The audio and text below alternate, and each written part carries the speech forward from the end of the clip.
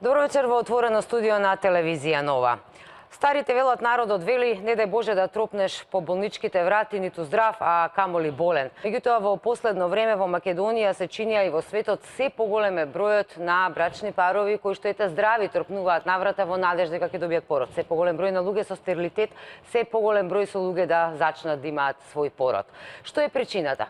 Народот вели, сме биле Чернобил генерација, едните велат, другите велат бомбардирањето на Косово, трети велат начинот на живот, стресот, поместени биле граници, не се храниме доволно здраво, не живееме доволно здраво, но што и да е. Да не го прашуваме народот и лиците, јас вечерва во студиото имам двајца лекари и експерти по оваа проблематика, кои што се повикани да одговорат на овие прашања како што е ред. Добро вечер велам во отворено студио за доктор Слободан Разаревски од Систина и доктор Зоран Петановски од Ремедика. Двајцата, слободно ќе кажам, едни од пионерите лекари и гинеколози во Македонија кои што се боревте да дојде инвитрото во Македонија, го работевте и го донесовте. Еве сега е залауфано. Ајде да почнеме од почеток. Точно ли ова што го вели народот? Што е причината? Порано не знаевме дека има толку луѓе со проблем со стерилитет и со зачнување.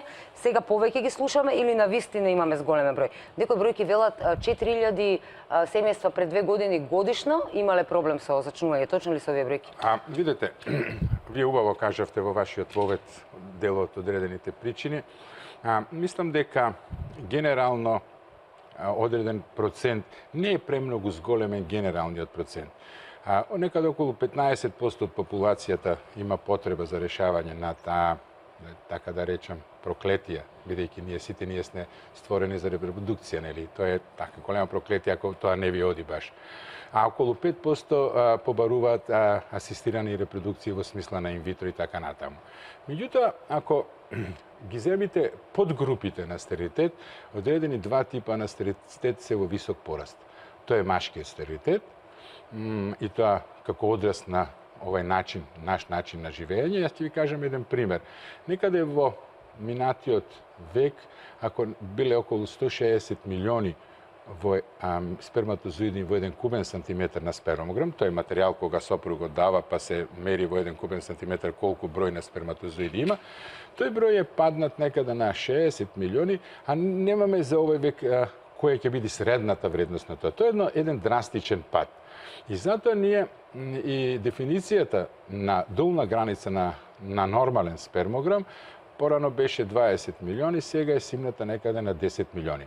Секако тука се причините инфекциите, зрачењето, да бидам, вака може би смешно ќе звучи, тесните фармерки како начин на живење и така натаму. Има ли врска на што велат телефоните што ги чуваат во джеп и тоа? Лаптопите на колена и така натаму, така натаму.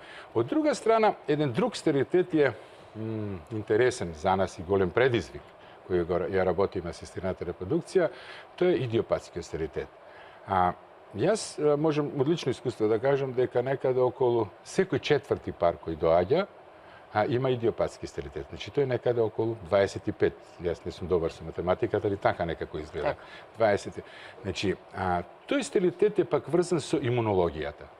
Сите ние лошо се храниме со овие модерни храни така натаму, а кога храната ќе токсините од храната ќе преминат цревната бариера, организмот почнува да ствара одбранбени антитела. Меѓутоа, он не знае каде све треба да ги направи тие и тука полека доаѓа во прашање тој идиопатски стерилитет. Тоа е ли она што го зборуваат непозната причина за... Тоа е тоа, значи начинот на живот. Идиопатски или непознат стерилитет. Иначе, генерално, мислам дека оваа појава на оваа перцепција дека ние имаме многу покачен стерилитет во Македонија е и Добро, бројката од 4000 семејства годишно се слагам. Меѓутоа, тоа е и звучи резултат на тоа што парот излезе од дома. Јас кога бев млад лекар, ние почнувавме со испитување на жените. Мажите ги немаше 6 месеци. Сега успеавме сопругот, мажот, да го ставиме во тимот. И луѓето се секако поедуцирани. Јас својата обука ја правев како млад лекар во Прага, во една приватна еврејска болница и таму бев чудоневинен кога моите пациенти со кои јас одев имаја повозрасна група, значи со долги години решавање на конзервативно стерилитетот, па после инвитро, а таму младите, знаете, времето е пари. Значи, они побрзо си го решаваат својот проблем. Мада ќе видим покасно во емисијата има пак и друг проблем на одготување на планирање на семејството. Така, Тоа е да уште заврши голем се проблем за работа, нас. уште проблем. Доктор Лазаревски вела дека порано некако жената беше таа, ако се нема пород во семејството, жената е виновникот. Тоа што го споменавме, нели, еве се гледа дека и машкиот стерилитет е во се поголем подем. Како е во Македонија сега ситуацијата? Еве сега има, нели, инвитро на терет на државата. Машкото его околу ова прашање се смирили малку? Се уште постои и за чудо, викам за чудо, што повеќе повисоко интелектуално ниво на сопругот, тоа и повеќе го има тоа его. Не сум можел да верувам, меѓутоа моја статистика со стерилитет се бавам повеќе од 20-25 години некаде. Што поинтелигентен, што на повисоко ниво скалилото во школувањето, тоа е и поголемо егото. Денеска навистина од рурални средини, од сите конфесии, од ова по така, да кажам, понешколуваните парови побрзо се одлучуваат да дојдат, поедноставно прифаќаат машкиот фактор, стерилитетот и побрзо почнуваат со науката лекување. толку е еден треба, како велат, може да се извади. Тоа е мој печаток. Инаку, за жал, само да се надоврзам на доктор Петановски, ние немаме статистика, како и за многу други работи, малигни болести и така натаму. Треба да имаме статистиката и не џабе сите ние сме поврзани во еден систем, независно дали јавно или приватно здравство, има шифри за све, а немаме статистика. И уште една работа што мислам дека е многу битна тука, за зголемување на процентот на неплодноста. Значи, неплодност е кога во одреден период, нели, еден пар не може да постигне, така. не постои Што не апсолутна значи дека не може да се лечи или инвитрото да помогне така натака. Сите можности што ги нуди новите модули на асистирана репродукција, буквално скоро секој може да постигне примерност на еден овој или оној начин. Колку е мачно и тешко? Многу. Мислам дека еден од клучните фактори е, како што кажа доктор Петановски, во јавноста почна полека да излегува, да почна да порано беше тоа табу тема. Не да е Боже, тоа све се држеше во семејство, секогаш беше крива жената, се оставаше и така натаму. Сега па имаме еден друг проблем, што жената се одлучува да раѓа све покасно. Значи, она се ја држи кариерата, начинот на живот, се уште не наоѓањето на, како да кажам, љубовта на својот живот и така натаму. Се е пролонгирано. Да, и за среќа се повеќе имаме пациентки кои се во своите 30 и рани и 35 години тука, што доаѓаат и сакаат да си ја презервираат својата плодност и ние ги излегуваме во престрет, значи им замрзнуваме јајни клетки да за секој случај, може би утре нема да им требаат, меѓутоа во секој случај ќе си имаат свои собствени информирани ли се знаат? Еве, јас морам да признам дека, иако не се сметам, себе се сметам за едуцирана и за оваа тема и за гинекологијата, јас не знаев дека можеш тек така да оставиш. Мислев дека мора да си во некоја процедура, дека мора да се за инвитро, не знаев дека може само да тропнеш на врата. Нема никаков проблем, може се разбира, ние треба да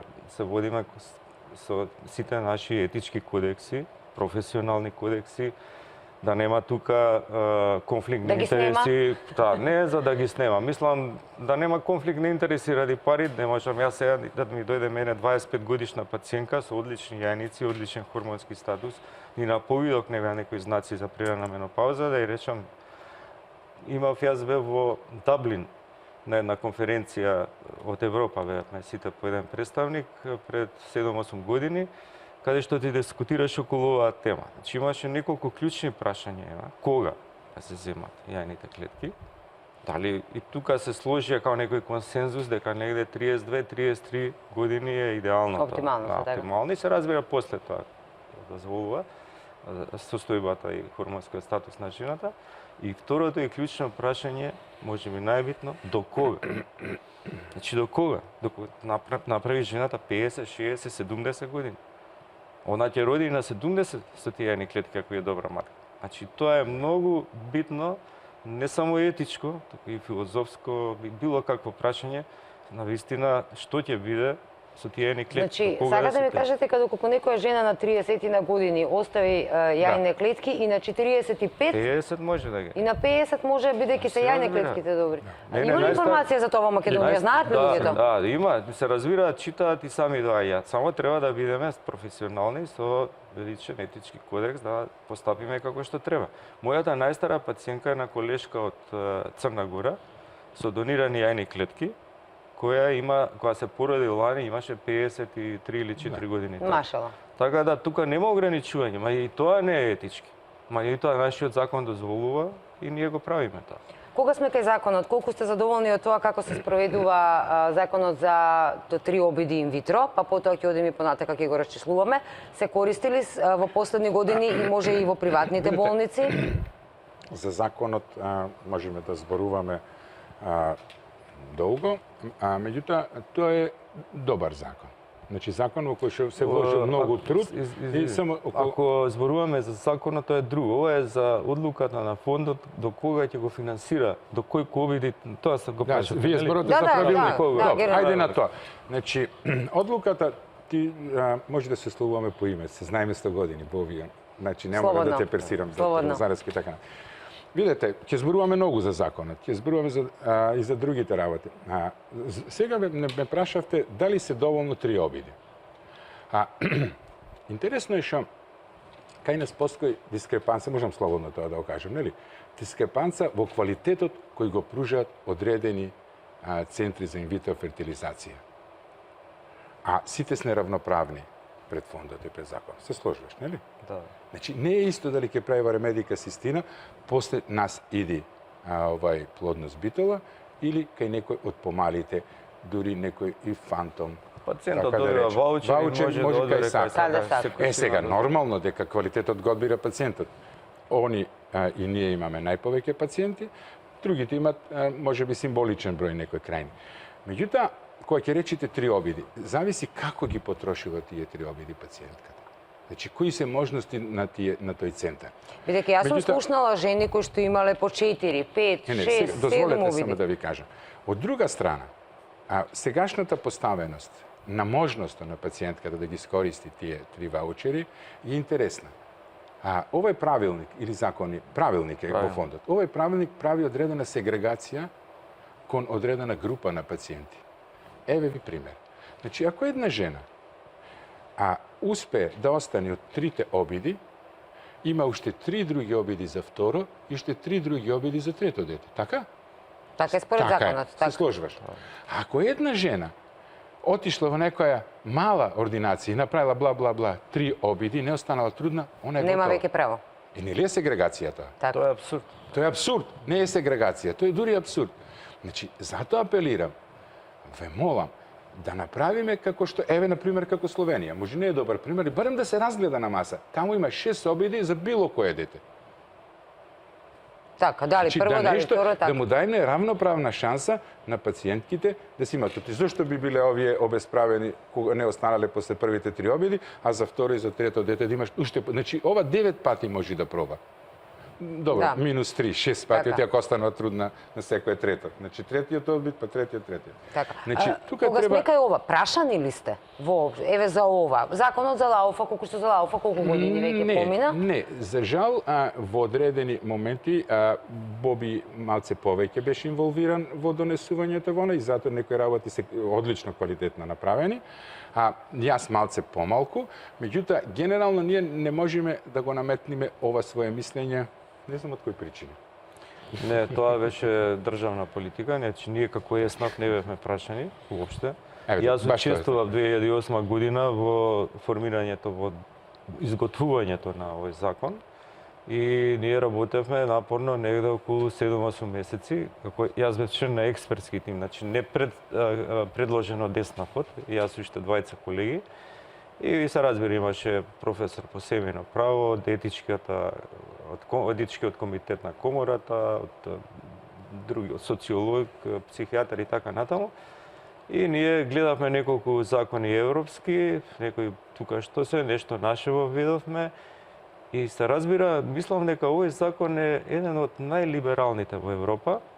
чудно конзервативна влада беше тогаш, али законот е многу либерален.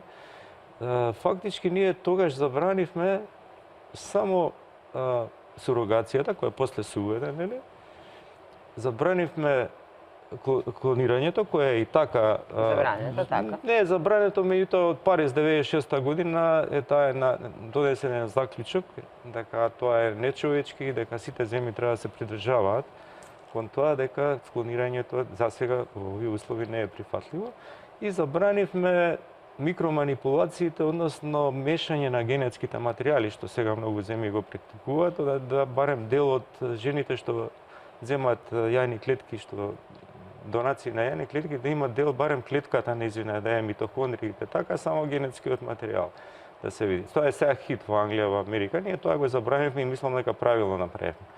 Така да се друго е дојде. Значи имаме донации на јајни клетки, донации на ембриони, донации на сперматозоиди, посхумна инсеминација, односно асистирана репродукција, значи кој ќе умре партнерот, мажот и така натаму, со претходна писмена согласност, што го имаат само 2-3 земји, вклучително Израел.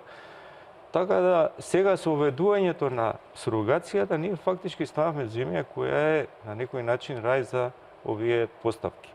И се разбира се со сите овие можности се зголеми и така наречениот прокреативен туризам. Многу ние имаме пациенти, јас имам на пример за донација на јајни клетки и сперматозоиди многу број пациенти од околината, па дури и подалечна околина. Многу од Хрватска, дури ме интервјуира на таа нивната РТЛ вести што се клучни таму за околува, затоа што веќе и таму се зборува дека многу голем број хрватици доаѓаат тука.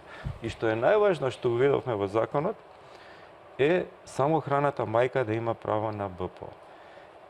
Кога донесовме законот, тој беше на една, не беше многу повеќе, како што и за сурогацијата имаше доста дискусии и округли столови и така натаму. Да, онде немаш, имаше во Стомбричедно и така помина. Јас уште тогаш, кога гледав тоа, сватив дека ние фактички ја претеравме малку работа. Посебно за самохраните мајки. А зошто? Мислам дека секој дете има право да расте со два дете. Но што да прават еве жени кои што немаат партнер? Точно, веројатно е и добро тоа, меѓутоа сака деца, меѓутоа не нашла партнер. Веројатно и тука нешто можеби построго. Ќе помине психолошко советување и така. Така да се види дали е воопшто способна да секоја жена сега има право да си дојде, да си увезе материјал, да си стане мајка и добро е во секој случај, али можеби требаше малце поширока дискусија околу тоа. Најлошото нешто што ние го уведовме во законот, а што падна и по мене што е многу грешка, не се праша еснафот, е што се укина границата на возраста на жената. Ние уведовме некоја граница, не мислам, не се 43 или така некоја. Многу ви е мала границата, јас не се согласувам со неа. Не, можеби нешто, дали беше тоа или Уставниот суд го укина. Сдруженијето на жени, едно од сдруженијата на жени тогаш, многу беше гласно, поднесе до Уставен суд и Уставниот суд го укина тоа. И пак ќе се вратам на приешка што го кажам. До кога ќе им е дозволено? Зошто до 42? Еве, дали жените после 42 веќе треба да се опростат од можноста да? Видите, не, можеби таа мала граница 45 е нешто пореално. Не е само бременост. Со возраста жените имаат неверојатно се зголема процентот на патолошките бременности. Значи дури и критични, висок притисок, диабет, матката не може да храни децата, значи перинаталниот морбидитет и морталитет на децата е многу висок. Процентот на спонтани абортуси, мајката може да излезе со големи проблеми, кои дури останат последици по нејзиниот живот. Значи тоа требаше не само ние што се бавиме со стерилитет, туку да се вклучат и педијатрите, и акушерите, кои се бават. Тука е тоа што нас ни, па од друга страна ќе ви кажам пример. Имам доста пациентки од Швајцарија кои не се само наши, и Швајцари слушнале од наши што живеат таму, да. Таму е 42 години. Има пациентка што има фантастични јајници, ги вадам на секој инвитро по 15-20 клетки, има 43 години. Меѓутоа, тамо е загон од 42 години и незините замрзнати ембриони ги фрлаат. И обавестуваат, готово ти престануваш тоа. Немаш право. Немаш право. Сега, Така, и тоа не споменавте е- дека стануваме веќе и на еден... Малце да опонираме, нели? Слободно, Не е се едно слободно, само да, продолжи, да слободно. бидеме на иста линија. Слободно. Еве еден различен поглед на ова што Боби го кажува.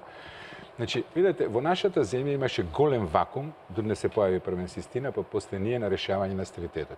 Кој имаше пари, можеше да оди Одеше на Марибор, страна. Гент и така натаму, и Словенија, така натаму, Турција, Марибор, затоа и претежно, Чешка, каде беа, така. да, и Чешка.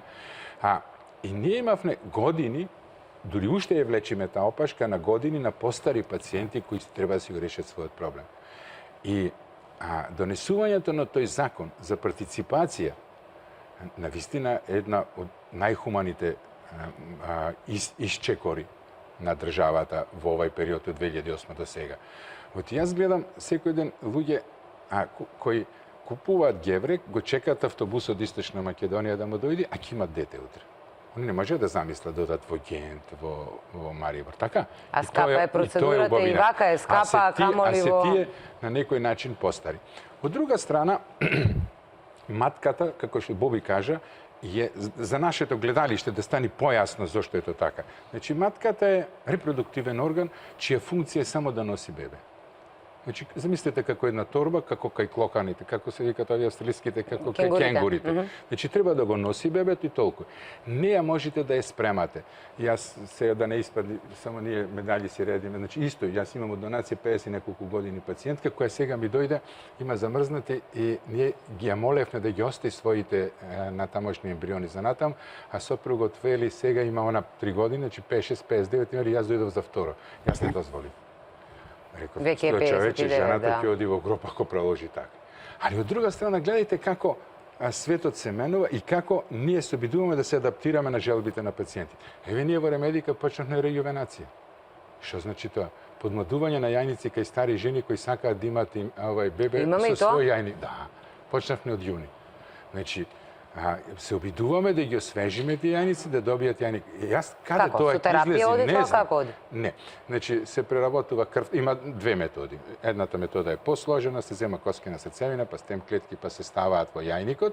Значи, ги користиме достигнувањето на другите делови од медицината, како пластичната хирургија за затварање на рани, како за затварање на коски, така и натаму. Значи, ставаме таков материјал пречистен во самите јајници и да видиме натам, еве, веќе имаме први 2 трудни од тој процес. Меѓутоа, не сакам на гледалиштето да фати некој еуфорија и да се уват и да веруваат во тоа.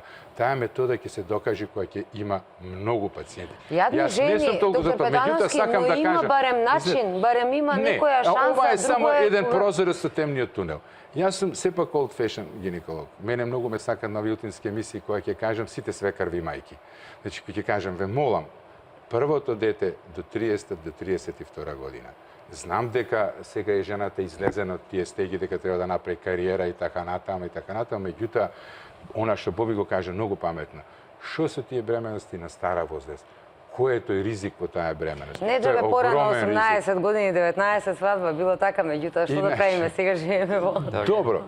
Ние видите како лекари и како медицина се адаптиравме и на желбите на пациенти. Иначе да дополнам само, значи процесот на замрзнување на јајни клетки, првен го почнавме во нашата болница кај предоперативно кај малигноми и така натаму, малигномна дојка па ќе му направиме, треба да примат амоксифен и така натаму, али после стана мода. Се префрливме на друга. Што да правиме кога Некој сака, да, ќе си дојде и ќе се каже, сакам да се сочувам, сакам да се бидам сигурен и безбеден, што и не е лошо. Сега има уште една многу подобра метода. Јас бев лани баш во Израел на една обука за тоа. Израел иначе е центар воопште за тоа, затоа што Израел е една од земјите што пронатализамот е многу битен. Една третина од населението кај нив се ортодоксни и во Израел нема ограничување на број на овиди на инвитро. Државата све плаќа. Па дури и на евреите кои живеат во Америка и во другите делови на светот, они бесплатни. Да, бидејќи ги рачунаме. Сега е друга и многу интересна, ние чекаме уште нешто да дојде околу таа опремата, замрзнување ткиво на јајник, уште Тоа подобро. е одлично. Значи, многу Која е едноставна разликата? процедура за тоа што го враќаме ткивото. Пред зрачење, пошто ракот на дојката сега е излечив ако се фати на време, меѓутоа терапијата, хемотерапија може Го да ги уништува уништи телото, така. јајниците, да. Ние вадиме дел од јајник, Да. го замрзнуваме, жената си помине таа терапија или еве пред менопауза или ради други малигноми, леукемии, Ходжкин лимфоми и така натаму, која ќе се излечи после неколку години ги враќаме. Резултатите И се тоа се фантастични. функционира? Функционира. Да. Околу една половина од жените спонтано остануваат бремени, од кај што сме го извадиле на исто место го враќаме. Технички, хируршки, нашиот дел е многу едноставен. Значи тоа се прави лапароскопски, вадењето трае 10 минути, ставањето исто е многу едноставно. Оној дел е малце покомплициран припремата за замрзнување и одмрзнување кај ембриолозите, меѓутоа и тоа некоја не е голема филозофија. Тоа е уште подобро. Или млада девојка која има тумор на еден јајник, бениген нека, ќе го извадиме цел јајник здравот од ткиво, ќе го замрзнеме и она си ера. Така да таа си го метода е има, да. одлична и ние сега ќе уведеме и веќе имаме и Браво. пациентки кои се пред операција за карцином на дојка пред зрачење, мислам дека многу брзо ќе го уведеме. Кога го спомна Боби карциномот на дојка, јас имав, се упаѓа малце се извинувам, имав, ме викнаа на едно дружење кај пациентки оперирани од карцином на дојка, и ја водеше овај нашиот, Нино ми се чини беше, како се вика, не знам, човекот кој е број еден можеби во оваа земја за карцином на дојка, радиотерапевт. Шо видов? Видов дека ние немаме мултидисциплинарен пристап. Токму она иднината Боби шо кажа. Да, не е само болеста. Од тие 7 жени, 4 не прашаја дека немаат деца, како сега да направат деца, а сите примале терапија кои ги уништиле Хемотерапија. јајниците. А никој само претходно не им два телефони кажал. да се кренеа пред тоа и да криопрезервиравне дел од киво или не мора тоа и фоликули на природен било што да направи, Јајник лет. па тие ќе имаат деца сега. А сега не можат веќе. Не може. Готова работа. На Ма, кого да кога се ќе жалат, крени кого тоа? да го тепаат со стап. Сакам да кажам дека треба да имаме комуникација и мултидисциплинарен пристап кон одредена. А го имаме ли? Ние мора имаме да го таа научиме. среќа, значи ние имаме таа среќа што работиме во таква болница Да, они се која поголеми, е така, болница која ги покрива сите дејности. Да, има значи, легните. онкологија Да. и сите видови, торакална хирургија, дојка и така натаму, хематологија. Значи покриваме буквално све што може. И ние го имаме тие. Значи комуникацијата при нас Но е само во секогаш рамките на вашата болница. само и тоа е греота. Ова треба на вистина држава, да има. да биде Да. на ниво на Уведува, држава. значи добро беше тоа. Не знам кој беше министар, дали Тодоров или пред него. Добро беше тоа што воведе обавезни онколошки конзилиум. Значи секоја пациентка третмано да има онколошки пристап. Меѓутоа тоа не вклучи и нас. Требаше и нас да не вклучи. Да Токму видиме така. млади Не жени, е жени само што болест, сакаат да си ја нормално. продолжат репродукцијата, па и да има 2 деца, може да сака. Ако веќе има шанса, зошто да не? Па сигурно. еве и да немаат Да. утре. Значи остави ја можноста. Така е. Така е. Мора да одиме на краток блок на реклами, па се враќаме назад. Сакам да зборуваме малку за целата процедура, на изова што го загодитнавте, вие ми спомнавте многу новини овде кај нас, дека веќе стануваме привлечни и за Да, страна. да. Меѓутоа имаме и одредени проблеми со нашите закони, односно ќе споменам само банката за сперма и за јајце клетки се уште не функционира. Почнемо некако. Така, одиме на реклами, се враќаме назад. Не е лошо. Назад сме во студиото, во ова отворено студио зборуваме за стерилитетот, неможноста да се забремени, се поголемиот број на случаи, но се поголемиот број на можности околу оваа тема, кој што и ги има во Македонија. За некој народот е информиран, за некој не е, за некој државата е вклучена, за некој не е. Тукму тука застанавме, споменавме, привлекуваме пациенти и од страна. Меѓутоа во Македонија се уште нема банка за донирана сперма, односно за луѓе чии сопругот не може едноставно му е лош спермограмот, па дури ни за јајце клетки, а се поголем број на жени го имаат оној лош тест антимулиријални, како се викаше, во однос на тоа колку јајце клетки произведуваат. До кај сме со тоа, зошто нема? А ете, имаме можност да станеме можеби и лидери во регионот по оваа постапка. Имаме кадар, имаме болници, имаме луѓе, имаме пациенти, Имаме све, што е како некоја основа. Овели сакаше ти. Не, јас може тука нема да се служиме, мислам Нема дека да се ние сме многу мала земја да направиме банки. И обично банките, видите, еве ќе кажам пример, ние кај што увезуваме од Криос банката од Данска, една од најголемите банки во Европа, каде може да најдете материјал од сите можни раси, народи, сагате жолта раса. Но колку чини? Тој многу. пример сега да ви го кажам, значи од 8% е од сите што доаѓаат. Например, денес како доаѓаат 100 луѓе да донираат сперма, само 8 ја поминуваат бариерата. И затоа е спермата скапа, затоа што некои одма отпаѓаат ради социјални причини, навики, дрога и така натаму, некои во текот на постапките на испитување, генетски болести, позитивни на сексуални преносливи болести, хепатити и така натаму. Затоа една сперма најефтината, која е за 3 обиди негде, најефтината е негде од 500 до 700 евра, а материјалот може да биде, не знам зошто е тоа така, има различни цени, веројатно и заради квалитетот, и до 1500-1600 евра. Затоа е толку скапа. Значи, банката мора да заработи нешто се наплати на донорите и обработката и така. Зашто сметате дека нас не можеме? Малку народ, ќе се испомешаме, што? Мислам дека е така, по законот, по нашиот закон, има право до 2 новородени деца, и тоа не знам зашто така го направивме, не ми е јасно, требаше да биде само на еден донор, само на една реципиентка да биде. А може она ако сака од истиот ден и 3-4 деца. Добро, не знам, тоа е некој абсурд. На кратко да се наврата на законот е жива материја. Значи, додека не профункционира, не знаеме каков е. И нели тоа е еден од ретките закони кои влезе во собрание без ни еден андан и се изгласа. Меѓутоа ние мораме да го ревидираме на некој анализиравте ли од после тоа и преска ве праша дали воопшто од после 90 години? Ние бевме заедно во иста комисија години. Јас сум член, можда единствен член што од почетокот, од 2008 година сум у таа комисија за БПО која одлучува некој работа. И ние таму цело време тоа, дури имаме и многу пати писмено обраќање до министерот да смени некои работи, некој амандман да се стави да се промени. Нешто не излезе во предствар за плаќање на донорките, меѓутоа на јајни клетки, меѓутоа еве тие некои работи останаа така. Треба да се направи некоја ревизија, малце да се освежи законот, пошто секој закон е подобро да има закон него да нема. Било каков да и најлошиот закон е подобар ако нема закон. Ама мора да се ревидира и да направиме некои, овие ситници имаме ние 10 на 15 работи што ги согледуваме во нашето секојдневно работење кога ги дискутираме случаевите, дека нешто треба да се направи. На исто мислење сте и за јајцеклетки донирање? Исто и за јајцеклетки, видите, и тоа е абсурд. Јајцеклетки многу тешко се добива. Која сперма не е проблем да се добива. Но има жени кои што ги прават без проблем. Зошто да не ги подават со жените во проблем? Значи ние по нашиот правилник што го ведовме и така и секаде во светот е 36 години негде крајната. И сите оние анализи што тега направи. Јас сум имал до сега десетина жени што дошле и рекле јас од алтруизам сакам да донирам јајни клетки. Па сите ми отпадна. Едната е 40 некоја година, другата хормоните беа лоши, третата не знам кој фактор беа. Значи ретко може да најдете донорка. А добро, што е со оние случаи кои што ги читаме по странските медиуми? Сега речи нема ни месец дена беше една приказна за швеѓање чинам кој што на крај му дала банката податок дека е татко на 100 деца. Како тоа? Тоа нашиот закон не штити. Боби убаво каже дека нашиот до 2 живородени. Значи видете, ние земаме од едни банки, Систина зема од други банки. Понатаму сме договорени како едно стебло.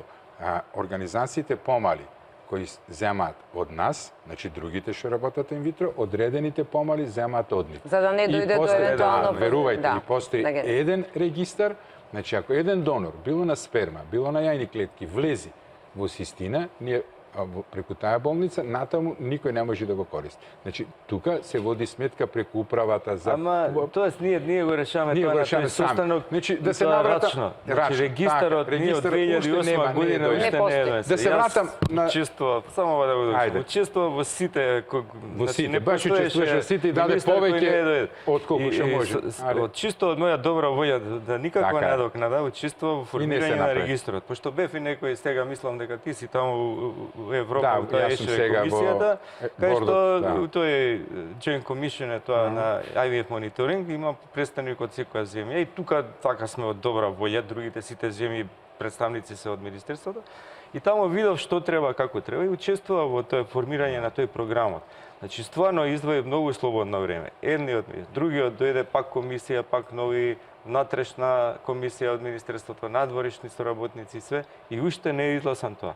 А по законот требаше за 6 месеци Значи вие сега ја донесуван- вршите приватно работата на државата. Рачно, приватно и рачно. Нашата комисија Нема- под Министерството на економија и фала Богу има таму способни секретарки, сите што беа, се правничките од Министерството, сите до сегашни што се изменија се способни, стварно се ја вршат добро работата, до точка и запрека ги читаат предметите. Ние одлучуваме за сите донации и тие некои двојбени работи околу оваа проблематика.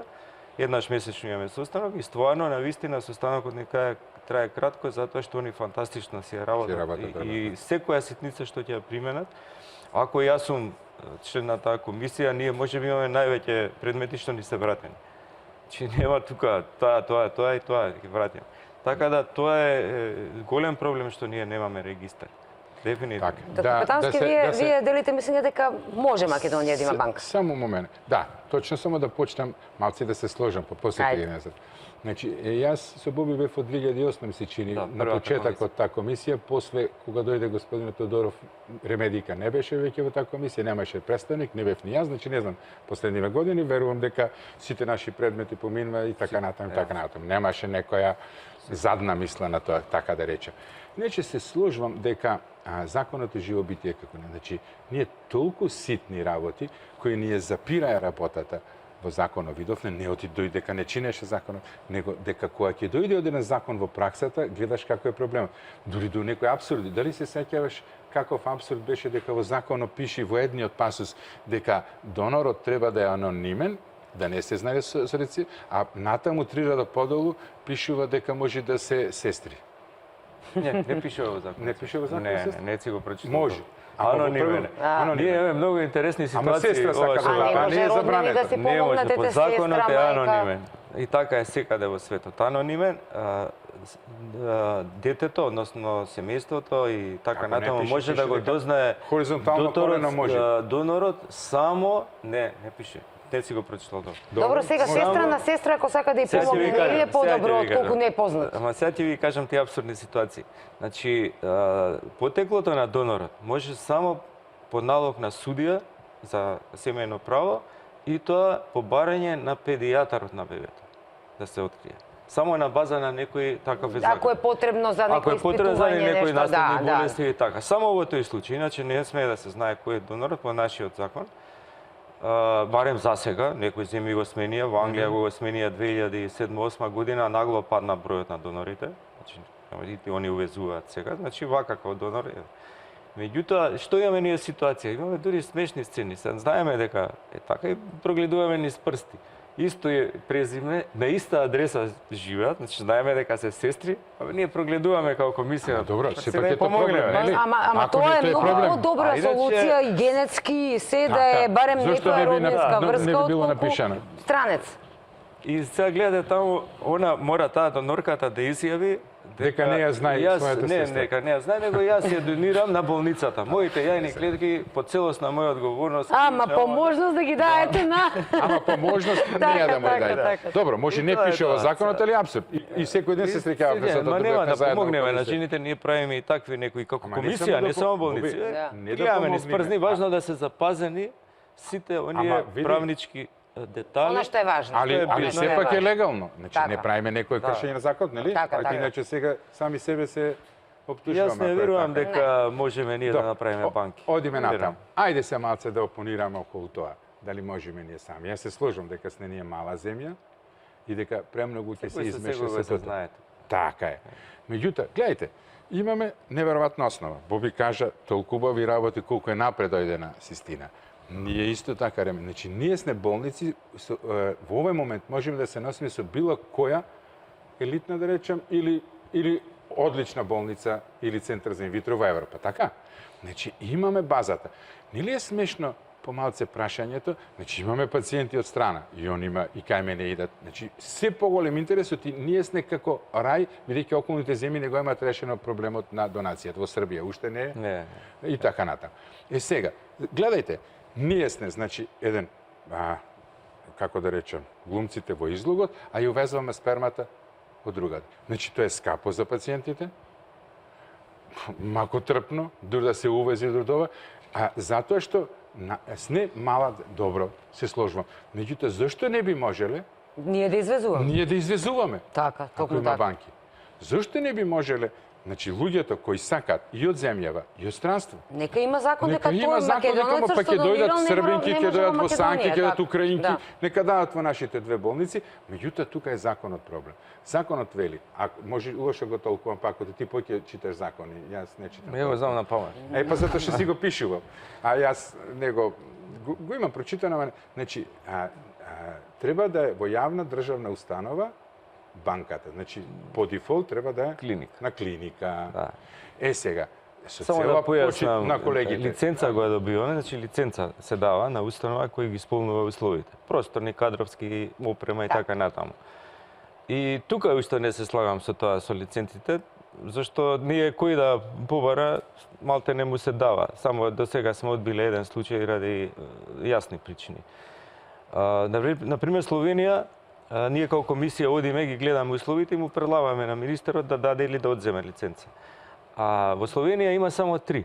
И толку се, кој да бара, треба една да пропадне за да Да, го за да заведе. може да Толку влезе на ние тоа сме исто место. 2 милиона како Словенија. Добро, тогаш за и нашите парите услови, остануваат, болницата може да се али развива, повеќе не се се развива и повеќе расслојува, новитети. и одговорноста. Да. Ние И ова тука се што концентрираме. вика Зоран, тоа е точно зашто некој што има 5 овиди годишно или 10 му се дава. Мислам нема никаква логика. Али добро, законот дава само да ги исполнува Во смисла условите. на пружење на квалитет кон пациентите, они не може да не загрозат нас овие со 5 обиди и со 10.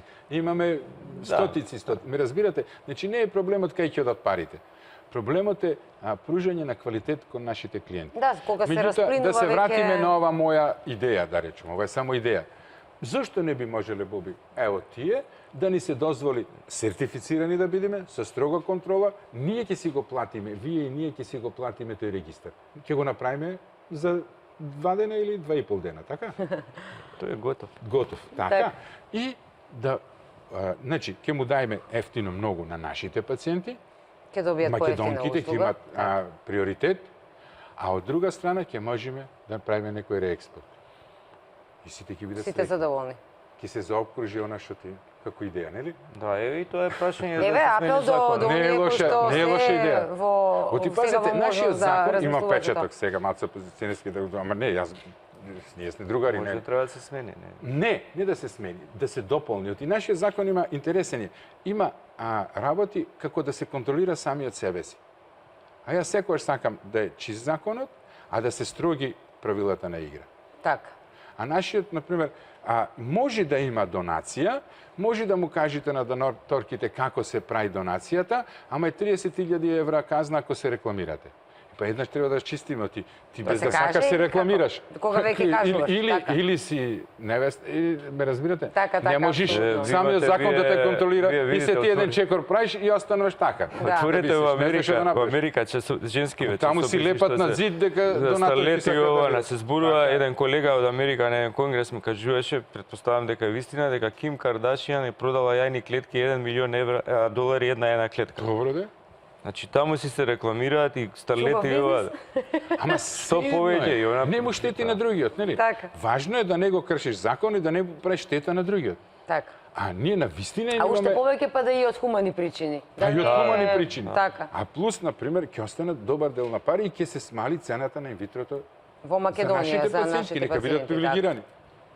Ако ние најдеме сапоти, ние сме приватни болници, мора да најдеме некој се. Па ако остане некој профит за нашите гази, тогаш се е исплатливо. Нормално, да. Ама и услугата ќе биде подобра. Услугата, И позадоволни лекарите, персоналот, повеќе опрема, повеќе и нормално за сите е подобро. Одма се оди кога се има пари е друго, кога се купи за пари мислите, не. не По одев толку далеку за сите. Скроз Зборов меѓу развивањето, ја за пациентите сите. и Јас за сите Банките зборувам се убаво. сега Банките. само на клиника, значи Сега е селектирање, само на клиника, тоа мора да се смени. чување и дистрибуција на Клиниката на половите клетки ембриони може Така. да ги врши само секој е честен терцијална, на моите односно колеги. клиника. Меѓутоа, они не знам кога ќе успеат да најдат средства државата да отвори тоа, па кога ќе се И дали. едуцираат. Па као ти пазете, Скапа работа. систина и ние, прво е скапа работа, а прво, значи, се замрзнува ембриони. Види докај дојдовме. Ние замрзнуваме јајни клетки, се замрзнува сперматозиди и ембриони, јајни клетки, сега ќе се замрзнуваат ткиво. Ткиво. Се замрзнува. Значи, тоа треба време за да дојдеш до тоа ниво. Така. И како ќе верваш на таа банка дека таа ти ги чува не разбирате. Мора да биде сигурно и безбедно, остануваат да. прашалници, се сложуваш, Боби, нели? Кај се? Жените веќе се прашуваат, вака во неврзани муабети, кога разговараш со жени, ќе дојдеш до на, опа кој ми гарантира дека мене ми извадија 8 јајни клетки, кој ми гарантира дека 7 веќе не се отишле некаде и такви работи, или не знам дека ќе сгрешат со сперматозоидите и така натака. Зато во ова наше општество сега кога се ослободи, порано беше социјалистички, така натаму, еве да речиме, зато има адвокати. Ние на 6 места запишуваме колку јајни клетки ќе се добијат и секој со секој број. Значи, утре да ни дојде, нас не иди и нив не иди еднаш месечна инспекција од фондот, од министерството, не иди добродојдени се. И било кој адвокат, било која пациентка која има такви прешалници, јас ја повикувам да дојде да види. Теоретска шанса нема да се види. Не може, ќе ви кажам зошто имаме тројна заштита, секаде во светот двојна заштита е доволно. Ние имаме тројна заштита. Матичен број, родилен, ова. И уште една работа, секој ембриолог, пошто тама е најголемата грешка, може да се случи да друг сперматозоид и ова, значи има надзор од друг ембриолог. И таму таа листата стои кој ги вршил оплодување и кој бил надзор. Ние на тој начин се заштитивме, никогаш ембриолог да не е сам, не намерно да го направи.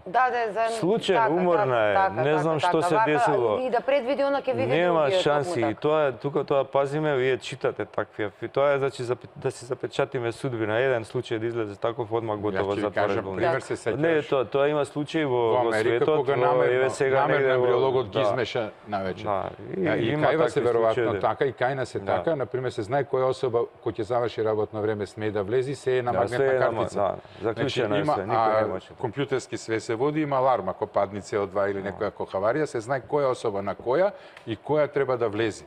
Кој е дежурен тој ден да влезе. Значи, кој ќе нема луѓе, повеќе нема влегвање. Така.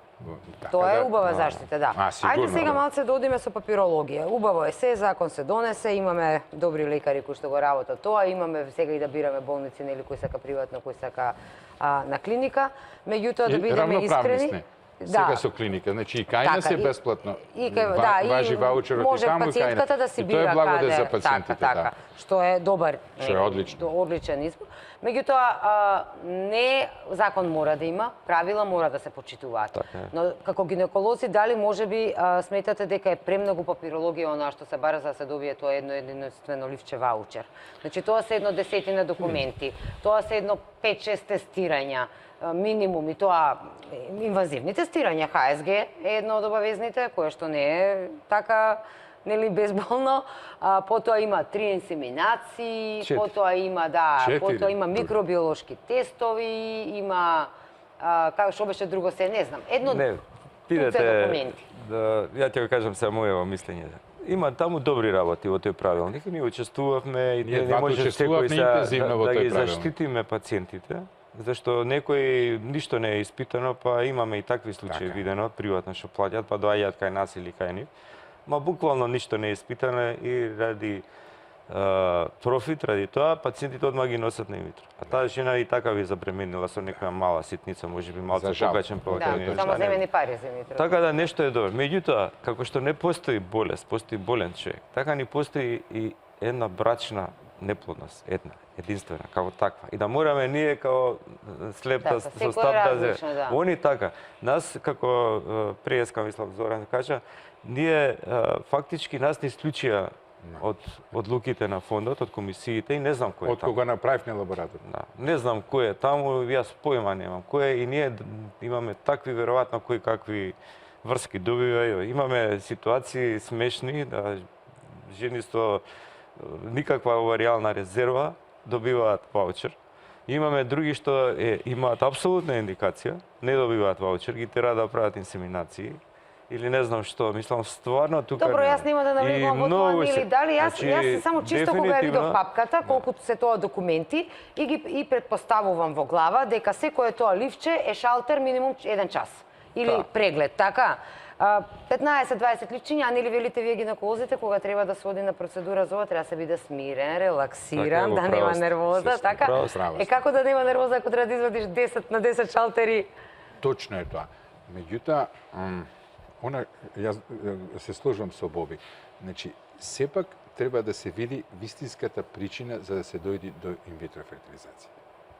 Како Ви сте- Не крајна секој е за Како крајна. инсеминација. Не Како секој е крајна. за... Се сложам. Може би во овој закон има малце повеќе ставено инсеминации. Јас, на пример, имам негативно мислење кон инсеминациите. Мислам дека ние ги, не генерално кон инсеминациите, мислам дека ние како гинеколози ги вулгаризираме на Така е. некој начин Точно е. инсеминациите, ги вулгаризираме. Бидејќи инсеминација се прави кај млада жена, каде што се добри, очекувате добар резултат од стимулацијата, и кај маж кој има астена спермија доволен број. А ние, Кога е права индикација има добри права резултати. индикација има резултати од 30-40%, а кај нас е некаде под 18, под 15%, 10, ти шлакаме, секаде ти мораме за да добијат тие 4. Значи понекогаш без веза се прави. Сега од друга страна, еве ја ќе кажам еден пример. Ако по закон, по правилникот, ако има под 4 милиони, Боби имаше голем напор, јас го поддржав, секој е чест за тоа, под 4 милиони да може директно. Замислете, поравни под 4 милиони оде на 4 инсеминации. Успеавме. Еве, тоа ни е една битка добиена во сетата. Меѓутоа, замислите ако има 4,8. Он треба да прави 4 инсеминации. Па тоа е слично. А џабе? А џабе, не нема... за џабе.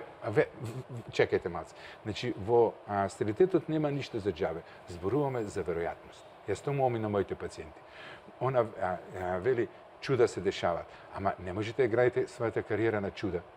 Значи, вие ќе имате пациентка од 50 Мора да се години оди барем спонтано на трудно. некоја сигурност. Значи, веројатноста е мала. Тоа сакам да кажам. Не дека е џабе, али веројатноста е мала. Мора да постои еден Флексибилен, општо прифатен флексибилен. процент на бременост. Јас секогаш сум реален со пациенти и го кажам 2%, 3%. Така е. Ако вие сметате дека за Ние ќе толку се мал бориме за процент, тие 2%. ќе Тоа се сакам бориме. да кажам. Браво. Јас и одма ги одбивам пациентите кои одма сакаат инвитро. Чекајте, може некоја ситница, може мала аномалија на матката што се решава за 5 минути, може да е некој друг фактор.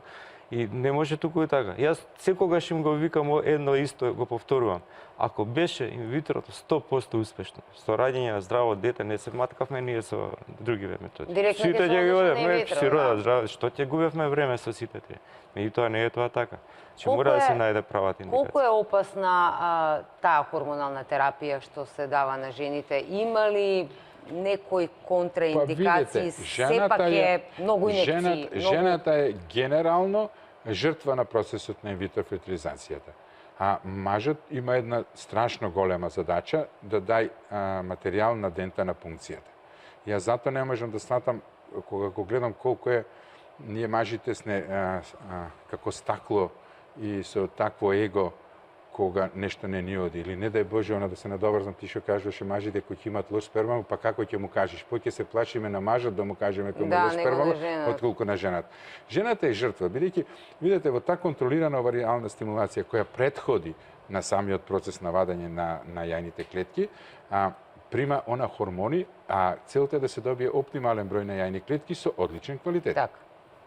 Сега, сигурно дека тие хормони на некој начин прават одредена дистурбанција во организмот на жената, кој можеби не е толку во тој период, иако имат одредени штетни ефекти, меѓутоа не се толку опасни во тој момент.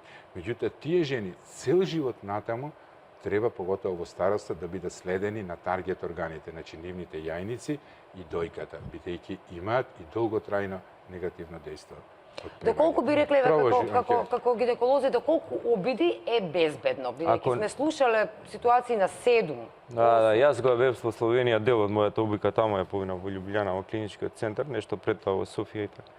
Таму видов жени по 14-15 пати доаѓаат. И баш се зачудив и прашав што е ова. Вика, ова ни бараат и така натаму. Меѓутоа мислам дека општо прифатливо, ако не остане бремена жената, значи воопшто, и ако не роди, мислам дека 6 пати би било некоја оптимална стимулирани циклуси. Пошто видите, ние правиме селекција кај ризични пациенти што не смееме да даваме хормонска терапија со тешка тромбофилија, тромбози, малигни болести, премалигни болести и така натаму, и одиме на природен или модифициран природен циклус. Значи ја штитиме максимум. Тоа можеме да го правиме безброј пати. Тоа е овулација. Ние само наше е да успееме да го фатиме оној момент пред овулацијата да извадиме јајната клетка. И таму имаме кај добри индикации фантастични резултати. Ние од природен циклус, ако врадиме квалитетен ембрион, успехот е потполно искако и кај стимулиран циклус. Само треба да имаме и права индикација и малку среќа и месецот да се погоди и така натака. Природниот циклус има друга мана и мораме да припремиме пациентката дека можеби ќе се гледаме неколку месеци.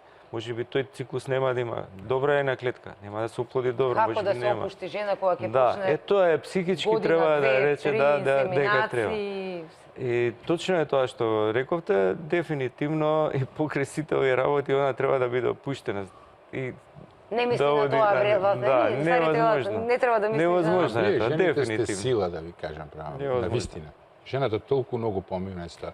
Нече да се вратам на темата, јас не се слагам со Боби дека треба да има ограничување на бројот на инвитро фертилизациите, стимулираните, бидејќи кој ќе ти дојде една жена, значи вие не знаете со каков квалитет каде она ги правила претходните, значи таха ова ви е 600 готово. Може да се пројде ни само онака, да. Јас сум, значи, после секој инвитро се сложуваш и ти. Треба да се изанализира што сме внесли. Битно е што внесувате. Бидејќи 80% успехот зависи од квалитетот на самите ембриони, 20% од матката. И со секој наредно инвитро вие се обидувате тој мозаик. Бидејќи видите инвитрото има толку многу варијабли за решавање, значи не зависи од една работа, иначе би било лесно. Така. Значи јас зато ние од пред 4-5 години направивме цела екипа околу пациентките. Еве, например, многу интересни се пациентите со полицистични јаници кои треба да прават инвитро.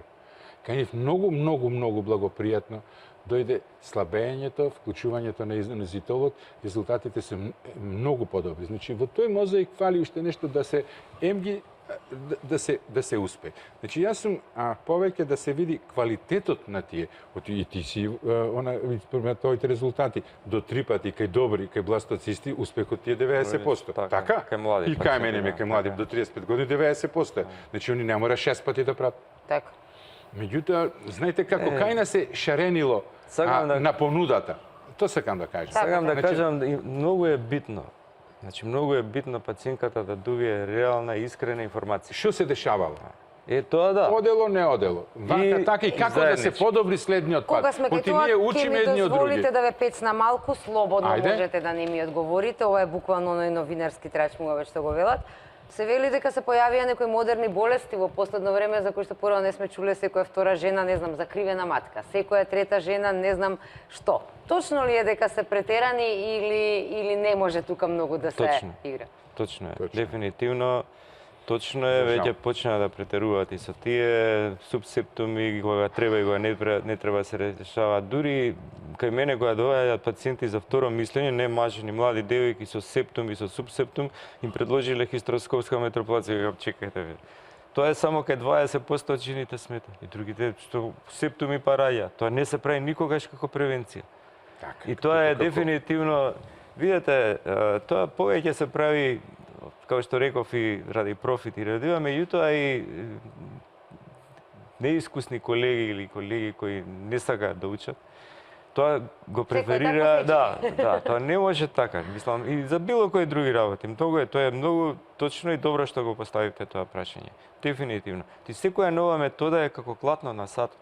Че ќе уведете и мислите дека сте помогнали на некој, сите ќе уведат. Ќе видите дека не успеа, пак се враќа назад, нели, не употребува. Па ќе видите дека грешката додека не си го најде на средина клатното, нели? И точно прават индикација кога треба да се употреби и во кое време во периодот на неплодност. Никогаш првата година тоа не го прават. Осим јасни септоми, кога дефинитивно знаеме дека или има пациентката 2 спонтани абортиса или така. Значи, тоа е чисто како еден пример. Има и за други состојби кај жената кои се претерува со некои. Например, прават дефинитивно, и тоа е едно од многу големите грешки, што да речеме ендометриозата. 3-4 пати лапароскопијата. Се знае, една се прави, се повторили одма инвитро. Со секоја наредна лапароскопија се оштетуваат јајниците и капацитетот, репродуктивниот капацитет на јајници. Кај нас не постои, ретки се оние што се бават со и со лапароскопија и со инвитро. Јас имам таа среќа што моите пациенти ми работам лапароскопија. Па си го тираат својот дел само. Јас ги работам и лапароскопија и хистероскопија и инвитро. Меѓутоа овие други колеги кај нас, тоа сме го дефинирале у нашата болница и секогаш, нарочито оперативците што ќе влезат кај таков човек, секогаш викаат на операција еден од нас. Што да се прави? И секогаш сме на располагање и доаѓаме кај жена што не родила млада девојка и ќе кажеме, добро, можеш да го извадиш овој јајник или овој само тоа извади го или тоа направи. Така да ние имаме една многу добра колаборација. Вади се, па... Они се хирузи, хирузите се за ампутација. Да, јас се слагам комплетно со Боби и мислам дека тоа е мешавина на оние две работи кои он ги спомна.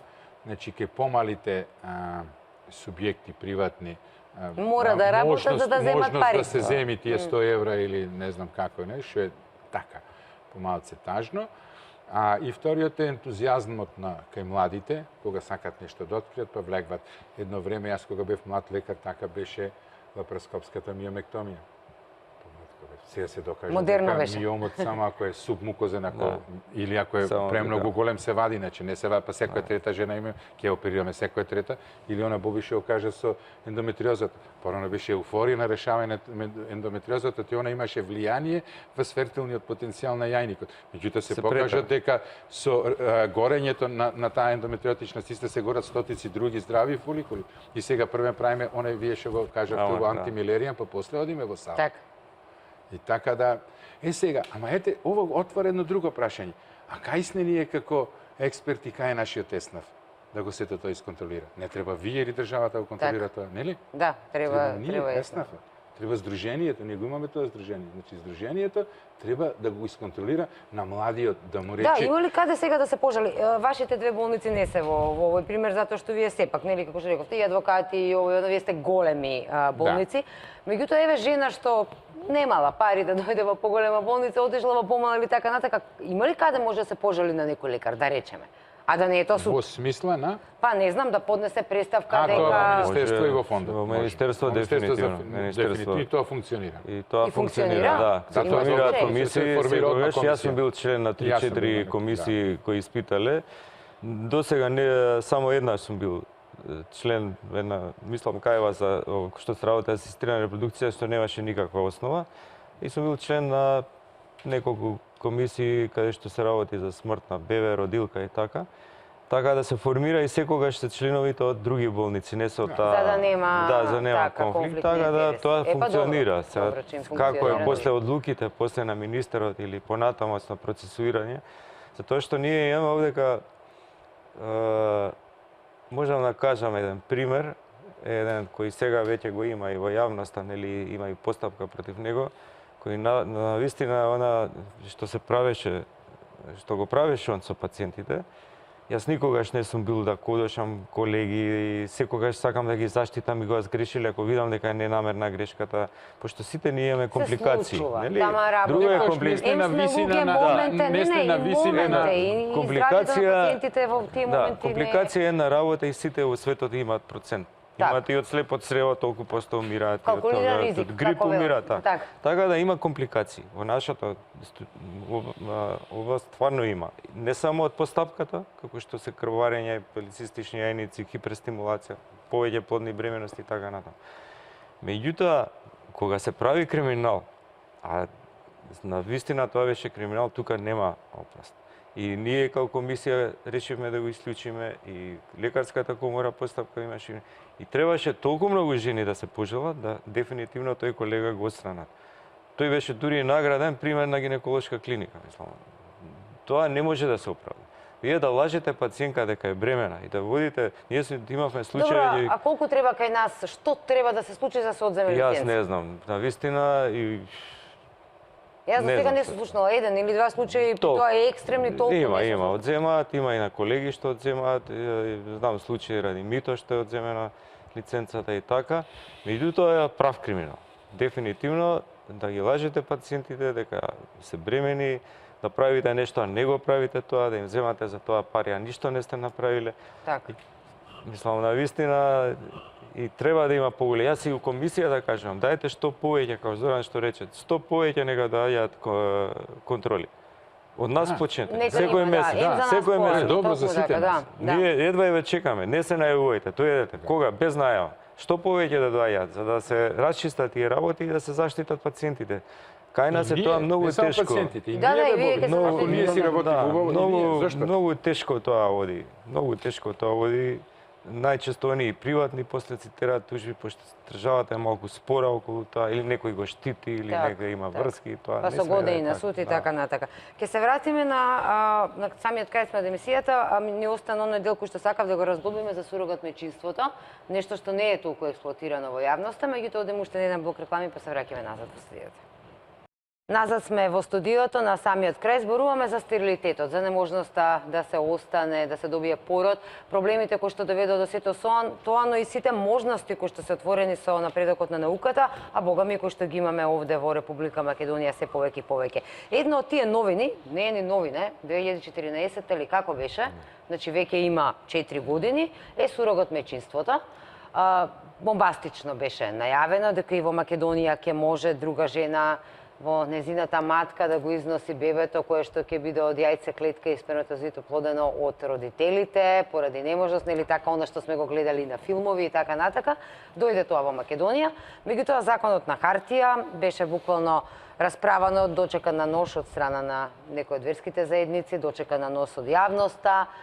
Имаше случаи и во вашата болница на сурогат мајчинство, ние медиумите и тоа бомбастично го објавивме дека ете тргна ли или застана? Не, јас ќе дам само еден вовед, мислам дека не е ниту тргнато, не е ни почнато, а камоли застанато. Значи, али меѓутоа сурогатството е само една круна, само еден дел на овој цел закон за биопотпомогнато оплодување. И тоа е за одредна категорија многу мал процент на Последен чекор, не, за некој. За некој, да, оние кои што не може да износат дете и така натака. Така. Значи има строго поставени правила во законот. И тој закон допрва ќе видиме во практика како ќе оди и можеби тој нешто ќе се ми требало можеби да се менуваат и нема уште некои категории што треба да можеби да се стават ако го читате законот или не. Меѓутоа е добар. Јас мислам дека убаво е што го има тој закон, немам ништо против тоа. И ете, една категорија каде што природата толку силно се поиграла, поготово кај овие што пациентки кои или вродено немаат матка или ради X причини изгубиле матката, сакат да имаат, а немаат деца, мислам дека е навистина таа една силна хумана димензија на тој закон. Меѓутоа кај нас има ли интерес? Значи сепак треба да Вака, јас бев исто еден од консултантите кој се носеше законот и до одреден период беше одличен законот. Јас сум секогаш било која метода која зголемува репродуктивната моќ на жената, со тоа и опште на општеството и нели една од столбовите на општеството е наталитетот, нели. Да се примени. Клучната работа зашто многу западни и развиени земји не го прават тоа е што никој не може да гарантира, не можеме ние да ставиме 24 сат камера надзор на жената што ќе го носи дали ќе пие, дали ќе се дрогира, ќе пуши и така натака, да. Незаштитен секс, сексуални пренесливи болести, други работи и така натаму. Дефинитивно тоа е најголемиот проблем и обично тие сурогат мајки, тие се развиени во земји каде што е на ниско стандардот на многу ниско, социјално маргинализирани случаи, за пари кои што Украина, Грузија, Русија и така натаму, каде што на некој начин се врси таа некоја дискриминација, нели, за мала пара, еве јас ќе носам бебе и така натаму. И тоа е една од причините што многу земји ги избегаваат да го вклучат во законот тоа, односно да го практикуваат, па многу одат во вакви земји. Дури многу американки одеа во Украина, па на крај уведоа, пошто и во Америка е дозволено, ама вамо е $300,000, вамо е $30,000. На крај уведоа гинеколог во амбасадата, па тие што излегуваа со бебе мораше ги прегледа да докаже дали се породени или не. Што сакам да кажам друго. Јас имам пред пороѓање една пациентка близнаци, вродена е без матка, што даруваше јајни клетки, а таа што го носи, навистина жената редовно доаѓа на контроли, многу е посветена, пријателки е веројатно и така. А они имаат едно и породување, мислам веќе, така да тие се две. За други пациентки дошле кај мене не. Таа што дое една, таа еве ќе се добие. За 4 години една кај него, една кај него. Нешто друго сакам да кажам. Тука не знам зошто, после јас се откажав и реков дека ова веќе не го оправдувам, воведоа нови амандмани и се дозволи, законот беше многу добар, само за државјани на Република Македонија, маж и жена. Жената со сопствени јајни клетки. Меѓутоа, они воведоа нови амандмани каде што дозволија да не мора да има жената јајни клетки, да не мора мажот да има сперматозоиди, Значи веќе имате 5 партии за едно бебе. Да. Значи маж, жена, Донирана сперма, донирана сперма клетка, донирана клетка и сурогат. тоа веќе не. И тоа води во многу опасни води. Јас им кажав во министерството и ја веќе се откажувам, ова е многу лошо. Затоа што пазете овде веќе доведува еден пример ќе ви кажам. Имате хомосексуален пар у години, мажи, в проформе се мажи и се венчава со некоја жена ќе плати нешто, увезуваат јајни клетки и тоа некоја 60 години, увезуваат јајни клетки, увезуваат сперматозиди и ова. И они си го земаат детето после. Многу опасни води се. Легално во нелегално послушање. Легално во не, да. И секогаш сум против тоа. Сепак тоа е нешто што мислам дека не може туку така да се направи. Фала Богу што не функционира тоа. Апсолутно се Тоа е да. навистина многу. Тоа ви кажам само еден пример. А замислата беше добра. Маж и жена кој еве ради X причини, не е само изгубена матка, ви имате многу пациенти оштетени, матки од керетажи, нестручни абортуси. Се викаат абортусот е многу, нели, бил тенеска жена да не се прашува одма да иде на абортус, нели, сега имаше таква некоја си движење као абортусот е најнормална работа, контрацепција малтане.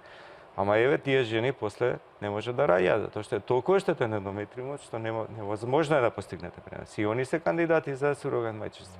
И токму тие беше стварно хумано тоа. Али ова што се дозволи другото е наводно имало пациенти што испуштиле пред тоа, па сега немале јајни клетки и ова, меѓутоа не смееме тоа да го дозволиме и мене може да отиде во погрешно. Извини, да те прашам. И после е внесено и она еден амандман има, дали амандман дека до 3 спонтани абортуси и дека може сурогатство да се прави? Да, влезено е, може. Има посебна комисија, значи ние не сме одговорни за тие пациенти. Не знам, пиши во Значи, има посебна комисија. Значи, и тоа ако има... Да, сега. Значи со матката се веројатно спонтани деме. Да, и тоа е. Значи внесени се сите ако дозволи. Али зошто е тоа така? Доаѓаат пациенти заинтересирани се за сурогатство, пошто Министерството е одговорно, јас ги препраќам таму, нема никаков одговор. Пред се треба да направи еден регистар на сурогат мајки. Ама изгледа нема тоа. Ние знаете што исто ќе биде и кај нас. Им се дава 10 месеци на просечна плата во стопанството која е негде 350 евра, можда и повеќе сега во стопанството, значи. Тоа се негде 3.500-4.000 евра. Ќе има многу кандидатки за тие пари. Ама кој ќе ги контролира? Да, како ќе ги контролираш? Ние, да ви кажам, значи, една групација овдека кај нас ќе се пријави секоја втора од нив. И зашто така да... Јас само уште нешто сакам да кажам околу сурогатството, што нема врска со ова дискусија. Значи, им дадов задача на моите специализанти да прошарат, као да се спремам за емисијата на социјалните мрежи. И сакам да одговорам на две прашања кои мислам дека ги збунуваат пациентките. Слободно. Значи, првото е, дали може, еве тебе ќе те праша, пошто ти си креатор на законот, во име на пациентките позади мене, дали може од мајка да биде носител, ако ќерката да јајни клетки, мајката да го носи бебето? Може. Добро. Еве, да. дека слушнат пациентките дека може. Така. И ако е мајката, значи мајката да го носи бебето за разбира, ќерката. правилникот има сите Сигурно, али генерално. И најдобро е, мајка и сестра може би најдобро. Тоа е најдобро, тоа сакам да кажам, тоа е најдобро. И второто е, почитувани господи и господици, значи, со превземањето на обврската за сурогатство, не ја земате ДНК-та на вистинските родители. Значи, само мал број на клетки поминуваат, меѓутоа, тоа е бебе на оние кои дале сперма и јајни клетки. Матката е само една орган кој го носи 9 месеци тоа бебе. Има многу прашања околу тоа. Не зема никак. Ете да го расчистиме тоа табу. Јајце клетка од сопругата, оплодена со спермограм од сопругата. Тоа е торба. Да бидеме едноставни, никакво. Премногу мал број кој не игра никаква улога во ДНК-та. Значи, утре кога ќе се направи ДНК на детето, апсолутно нема ништо. Значи да го расчистиме за секој што ти премногу коментари на социјалните мрежи има околу тоа. И тоа е страво. Да, еве, за ова и јас немав размислувано така. Еве, да знаете. Еве го расчистуваме. Добро, можеби мал број. Како што се менува дефиницијата на семејството, нели? Не е она класично семејство, сега и со донациите и така натаму, самохраните мајки. Многу е подобро самохрана мајка отколку татко кој злоставува дете, педофил и така на. Се разбира, се менува тоа, еве и ние го прифативме тога и како ЕСНАФ и државата го прифатува тоа. така се менува и ова. Околу сурогацијата носење. Меѓутоа, кај е тука емотивниот момент? Сепак таа жена го чувствува тоа бебе. Се сложи. Боби, ако Затоа пет најдобро да е месеца- на некој начин поврзана. Да, Пријателка, ето, мајка, тоа, сестра. зато е убаво да е во Да. обкружување, да се Во знае. Ова е Отколку мојот случај, се чисто- добри пријателки, жената неверојатно е посветена, неверојатно сурогат мајката е посветена на бременоста, послушна, она си има и своји две дечиња и ова е Секоја чест, Убаво секоја е да се чест, зна. Алдија, така. Убаво е. Ајде при самиот крај на ваша оценка како гинеколози, колкава е свеста културата на жените во Македонија за своето гинеколошко здравје? Кај младите зборувам, а и кај постарите. Значи имавме милион бесплатни пап тестови да се прават, бесплатно проверка на мамографија или како беше, односно обавезна мамографија и така натака, барем еднаш два пати годишно и тоа. Меѓутоа се чини дека на лека родиме само кога ќе ни дојде зорт. Па, видете, дека свеста е подигната, тоа е точно, сега има толку информации преку интернет. Жената е поинтелигентно суштество од мажот за своето здравје. И она е, барем јас од аспект на приватник, приватна болница, она е центар на вселената. Значи, она води сметка за своето здравје и после тоа, ако е задоволна од таа болница или од тој лекар, ја носи цела фамилија натаму. Жената влече. Жената влече. Така. Меѓутоа, што ние треба да направиме како општество? Ние сме толку мало општество. Не треба да промовираме бесплатни, него треба да воведиме задолжителни. Така. Оти уште имаме рурални средини, уште имаме жени кои не се доволно едуцирани. Значи, покрај едукацијата, треба да воведиме. Има држави каде што вие не можете да се вработите или не можете да Ако извадите немате, документи, така, ако немате пап го или ако немате го дојка. губи социјалното здравствено Здравствено осигурување осигурување, ако не ако не дојде оди на на пап. таа. Значи, Па ти ама не тоа е оди, тоа. ако не Гледајте, Така е. во денешно време е греота да дојде карцином на дојка и да дојде карцином на било кој орган во напредната фаза, а имате толку едноставни скрининг методи. На кој што можело на време да се открие, да се излечи. Второ да се... нешто, квалитетот на услугата кој ние како ЕСНАФ треба да го пружиме. Значи, треба да го сведиме на минимум. Се сложеше тоа, да не го дискутираме повеќе натаму. Твоето мислење? Исто се слагам. Прво, јас сум многу пријатно изненаден од квалитетот сега на матичните гинеколози и оваа генерација матични гинеколози, барем во Скопје, на вистина знаат својата работа, на време ги праќаат пациентите, дури превентивно ќе од еден ултразвук ќе Дури они не бркаат нас по Да, телефони, и кога многу ние не сме, добро, така. но има Поздрав стварно... доктор Блажевски, мојот матичен. Да, они ќе приматат дека и кај млада девојка има нешто намалени оваријални зели, одма зема хормон, праќа пациентка на второ Редовно мислење и се, така да се може да мислам дека тоа се подигна на едно многу високо ниво и ние имаме у ЕСНАФ во примарната здравствена заштита одлични, преку 90% се мислам дека се одлични гинеколози. Жените дефинитивно повеќе се јавуваат, младата жена посебно. Тука можам да кажем, сега да се навратам за една од причините на стерилитетот, нарочито идиопатскиот, е контрацептивните таблети. Зошто? Не ради тие што не намалуваат, напротив, ја чуваат јениците.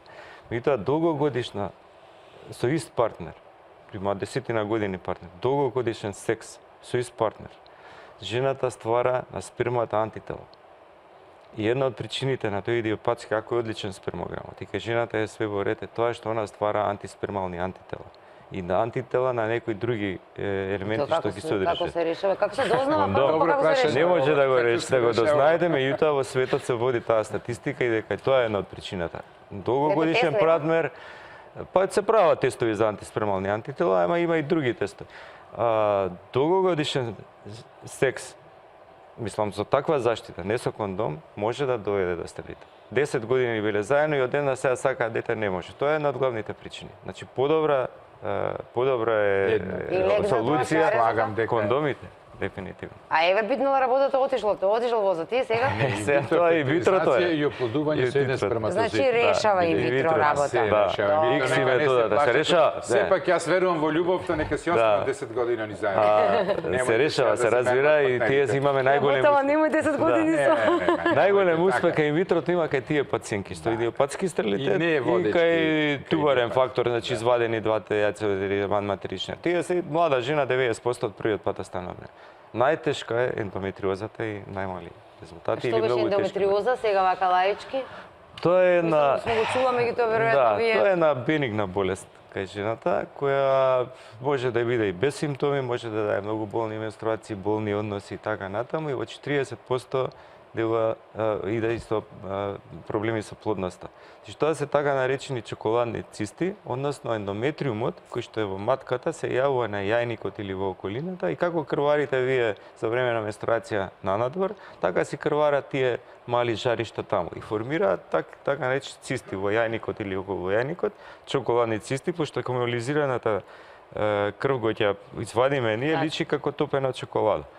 Тоа е многу честа болест, многу честа, порано ја рачунале болест на аристократите, затоа што и бременоста ја лечи. Руралните средини се мажеле на 15-16 години, немале време. Те се деца не да се развие. Овие учеле, студирале, клавир свиреле аристократите и на 25-6 години кога ќе се омажи веќе е развиена таа ендометриоза и затоа ја викале болест на аристократите. Иначе многу честа и може да се каже дека учествува некаде можеби во 20-30% од сите случаи на стерилитет. Јас морам да опонирам на Боби, не за ендометриоза, за претходното, за контрацептивите и ова. Тоа е точно одредени студио, кажем. Меѓутоа, науката е таква. Некој вели е така, некој вели не е така. Значи, тоа е гледање од гинеколошки аспект на она што се дешава, а не на системско гледање. Ти имам едно прашање, ева, и за тие студии, и за тебе. Како, обично, кога е идиопатски стерилитет, второто бебе иди само, не треба инвитро. Генерално, и ти имаш такви случаи. Да, имало случаи, да, инвитро со години се мачали, потоа природно, да. Ајде сега, значи, системски треба да се гледа. Повеќе тие антитела се прават системски, отколку што е од Значи, слободно потребувајте ги. Советот на Боби е добар, кондомите. Ако не ви е пријатно, може и контрацептиви. Како и да е проблемот ќе се реши. Не сум сигурен дека е главниот проблем. Тоа е последна долгогодишна ама кога ќе се соберат неколку фактори, ќе направат голем се сложно, проблем. меѓутоа ќе направите инвитро и втората бременност иди сама. Така, обично имало случаи, тој круг се зачаран, се трга. Годишно 10-15 пациентки имаме такви што идиопатскиот стерилитет е страшен пораз. Да, првото е со инвитро, второто е и како сега, и тие имале истите луѓе имале контрацептиви пиле пред тоа, најнаш се решава проблемот. Ајде за крај, еве накратко на самиот крај сме на емисијата, обаче ви сакам да ве прашам дали е решението за да се има потомство, бебе од епривета, како што го велат, или подобро е долгорочно лечење? Што вие би им препорачале на пациентките? Некои пациентки велат дека не сакаат да се повргнат на методата, некако бебе од епривета им звучи премногу и вештачки, и футуристички. Заврши ерата на конзервативниот третман на стерилитетот. Сега е многу битно да видите што е основната причина, ако може, иако пак ќе кажам, мултифакторијарен е стерилитетот. Се повеќе и повеќе, поготово е ова идиопатскиот што го гледаме.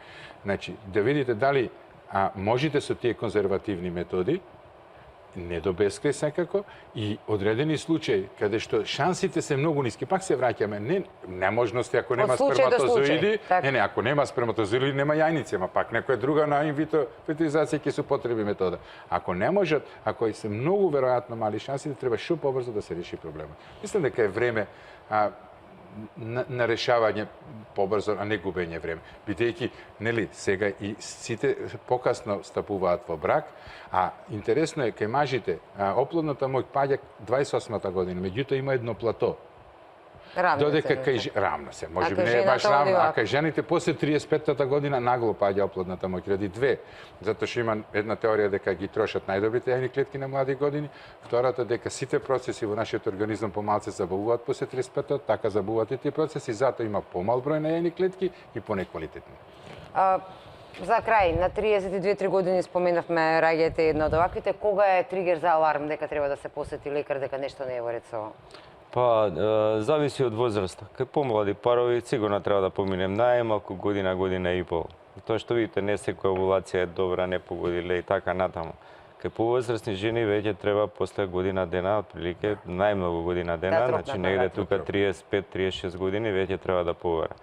Пак ќе кажам, добро е што матичните гинеколози сами проценуваат и знаат сега со овие модерни ехоапарати да проценат капацитетот на јајниците и да пратат управо време, некогаш побрзо, некогаш нешто сами пробат, во секој случај за пофалба е тоа.